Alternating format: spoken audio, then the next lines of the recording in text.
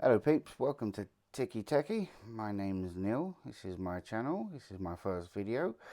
I decided I was going to start off with a nice easy thing to start to learn the ropes by taking a look at my new keyboard, my first ever custom keyboard, a Keychron V3, which is right here beside me. And so much went wrong, it's unbelievable. This is my third introduction I've filmed, and I've done 2 videos on the actual keyboard itself. So I can act as surprised as I want by interacting with my new mechanical keyboard for the first time. But I've now played with it a couple of times and I know what it's going to feel like. I can try to pretend, but you might see through that.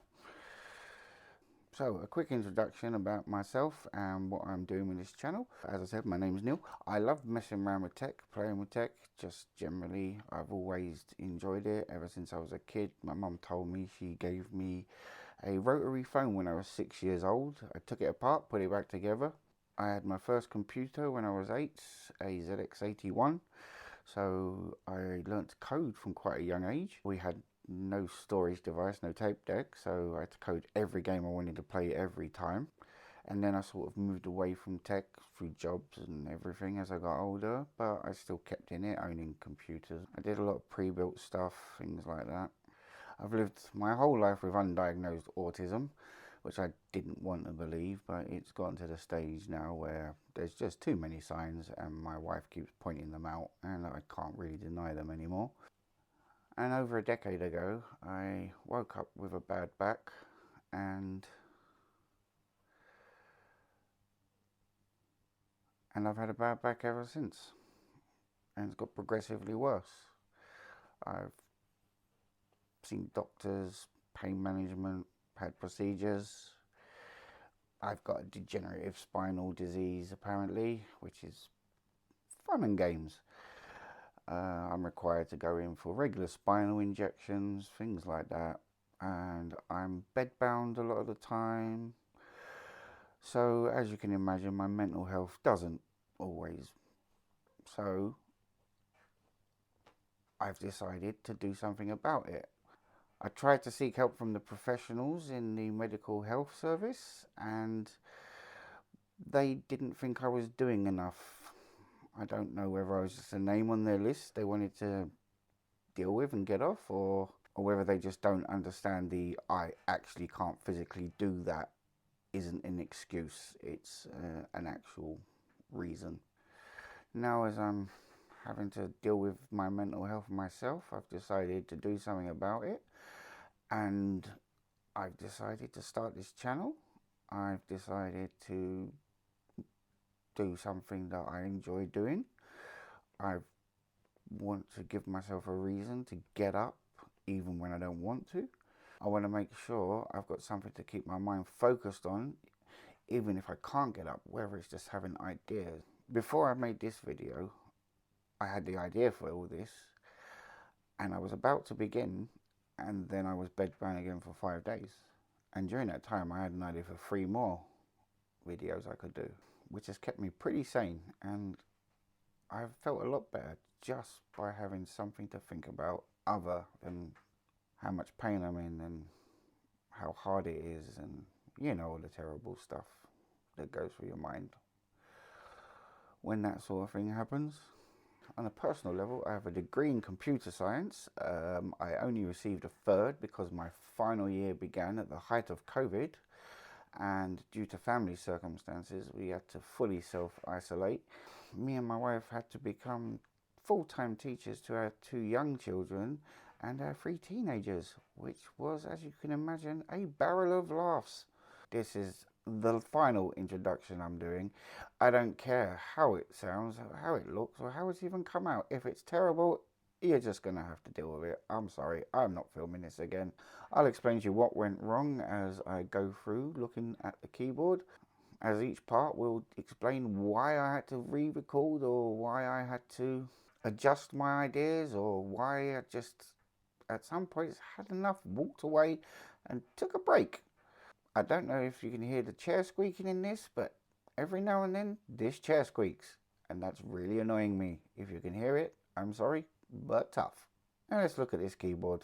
So this is the Keychron V3 Max, my first ever proper customizable keyboard. Now hopefully you can see my first mistake and why I had to re-record the first video. That's right, I bought the German edition.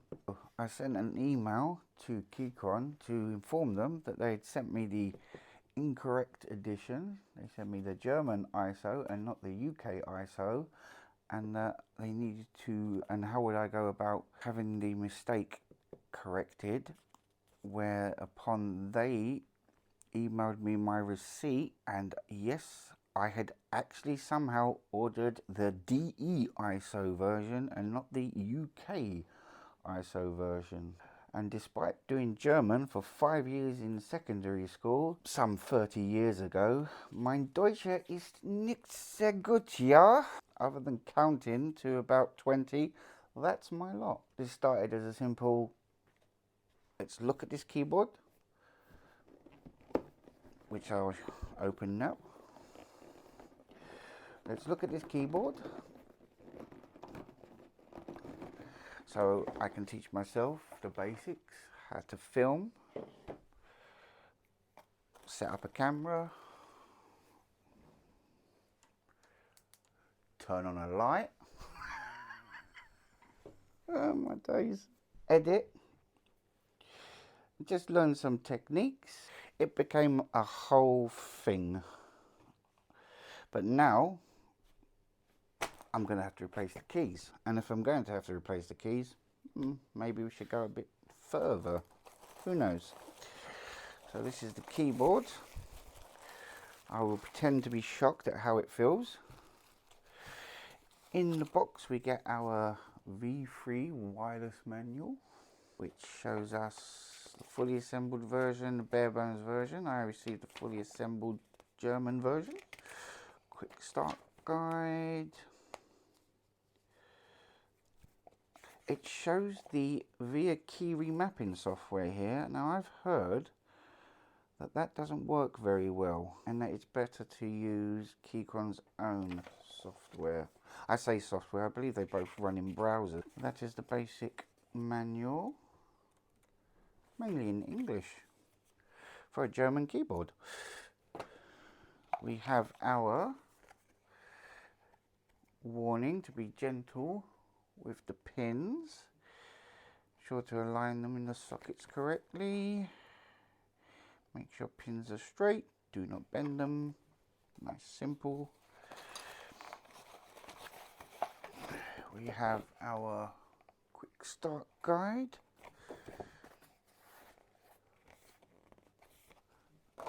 Nice and simple.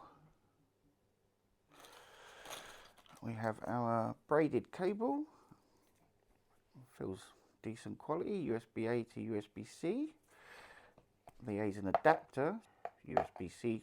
It is a USB-C to USB-C with a USB-A adapter. I don't believe any keyboard really needs a USB-C to USB-C. There's not enough data flowing through for it to actually need that. We have our keycap puller. There's two in there for some reason. Well, maybe there's a reason. We have our USB-A female to USB-C female. We have a screwdriver, Allen key, and little screws, replacement screws I would assume. And we have our spare keys, keycaps. Now, let's get out the keyboard. Now, as you can tell, I have already messed around with this keyboard because I do love the sound. It is so nice.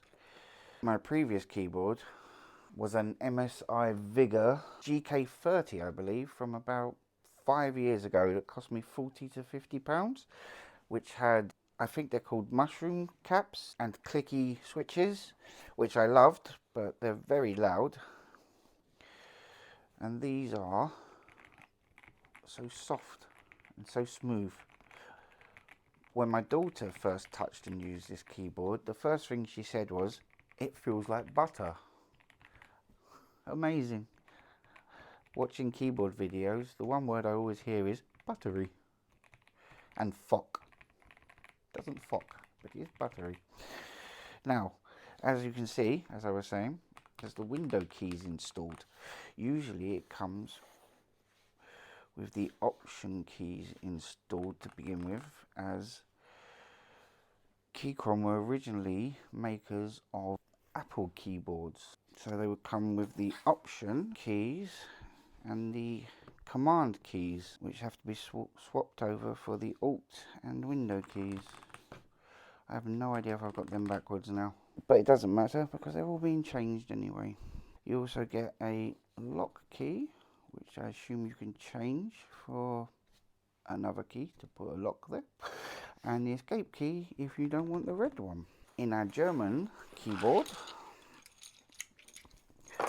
we have our double S symbol, we have our umlauts, and just generally slightly different layouts. I mean, the Z I have never seen up there. It's always QWERTY, not QWERTZ. So I ordered this directly off of Keychron's UK website. It costs a total of £94 plus £9.56 shipping, for a total of £103 and 56 pence. Whilst I talk about the pricing and some of the things that I wasn't happy with, let's remove some of these keycaps. It is very awkward doing it slightly to the side so I don't knock the camera, which I haven't done 16 times already. I've seen these on Amazon for £116.99 with £4.99 shipping, or free if you have your Prime. So for an extra £13 to £18, you dramatically reduce the waiting time for delivery, because it took 2 weeks for this to be delivered, because it came straight from Hong Kong, I believe. The website says delivery in 1 to 2 business days, which is a bit misleading, as I noticed when I was checking the FAQs that the delivery process states that it's 1 to 2 business days for them to deliver it to their courier, and after that they're not actually responsible for how long it takes for the courier to deliver it to your address. So there is that. It did get from them to the courier within 48 hours. It then took another 12 days to get from the courier to me. I did find removing this shift key and this enter key with this was very difficult, because I couldn't get this over the enter key or wide enough to really get over this. So I found it easier just to pull the keys around it and then just use my fingers to gently rock it out, and they came out pretty easy after that. However, some of these were in so hard that the switches themselves came out as well with the key. I've pushed them back in. Don't ask me why. Probably the autism. Same reason why I'm lining them up when I know they're not going back into the board. When it was delivered in your standard plastic, came from China bag. You see it on the desk when I pointed it out. It was well bubble wrapped. It was in perfect condition. The box wasn't dented, considering how far it's travelled, and it's been on 2 plane rides and 2 van rides according to the app I was tracking it with. It had a lovely little adventure and it seems to have survived it quite well. It's here to settle down with me now once I finish. I didn't have the same problem with the caps, tab, shifts and control here as I did with the enter and the shift there, probably because they're not as long. So as we can see, it's a 10 keyless. There's one of them coming out with the switch.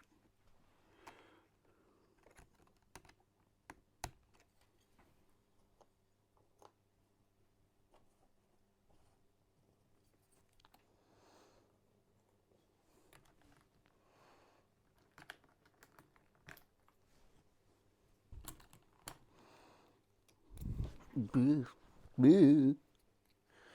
Doing. Let's go through the specs of this quickly before I go through what I'm planning on doing with it. It's a 10 keyless, or TKO, or 80%, or however many names they want to go by nowadays. Most people go for the 60% without this bit here, but I need this bit, very important this bit to me. I play Space Engineers, the first one, not the second one, and without these buttons here, I could not live, because I could not turn a block. The knob has a very notchy feel. When the keys are on, with hands rather large like mine, it does get a bit in the way, so I find rolling it is easier myself. I don't know what it is, but we in the UK do have a fascination with knobs on keyboards. We really, really like them. There's a satisfying click. We probably like the knobs, being we've all got a group of friends and each one has one in it. And if you don't know which one it is, it's probably you. Just don't ask me how I know that. It has both a USB-A to 2.4 gigahertz and a USB-C 2.4 gigahertz adapter. It's also Bluetooth compatible and obviously USB-C wired compatible. And here we have a switch. We got 2.4 Bluetooth. Oh, switched on. We can see all the pretty lights. I haven't seen them yet because I haven't switched on yet. And we have cable. Oh, I'm impressed with that. Wow. Easily impressed. RGB for life. I hate RGB cables though. Wireless RGB for life. Invent it and make it good. I've seen the ones they have. They're not good. And we have our Windows, but it always will arrive on Mac. So be sure to switch to Windows. Remember, Keychron originally made Apple keyboards. All their keyboards come pre-installed with Mac keys. Switch to Mac. It's made of plastic, as you can tell. It's not their premium board, it's their premium cheap board. For the price, it's very hefty, but that could just be the battery inside it.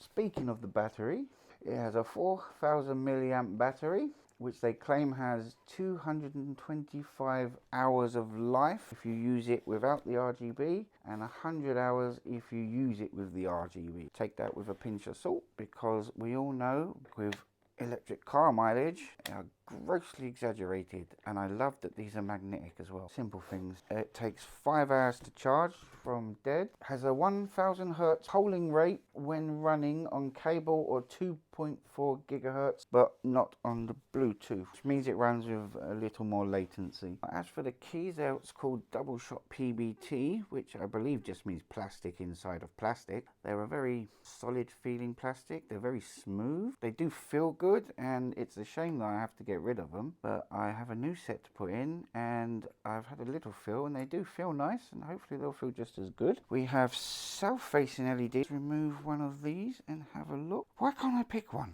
Seriously, anyone? Why? What's wrong? See, this is the way my mind works. 4 came out as I was pulling them out. I've got to pick one to come out. Can I pick one? No. We have the south facing LEDs, which I'm told are better because you can get interference on the middle rows on certain key cap switch combinations if you have a north facing LED light. These are very lovely sounding, fully hot swappable, as you can see. Keychron Jupiter red linears. I've done the clickies. The clickies were fun for a while. I believe I've outgrown them now. I hear that most switches now come pre-lubed very well from factories, but you used to have to actually take them all apart and lube them yourself because they were terrible. I'd hate to do that. I do have some oil that I maybe could just drop in the side, maybe? I don't know. I'd have to find the oil. I have no idea where it's gone. And I'm putting this back in when I know I'm taking them all out again. Yeah, it's just the way I roll. I'm going to take all these out, and I'm not going to film it. I'm going to put it on pause, and I'll be back as soon as they're all out, because I'm going to remove everything off this table and bring in the other set of keys I have.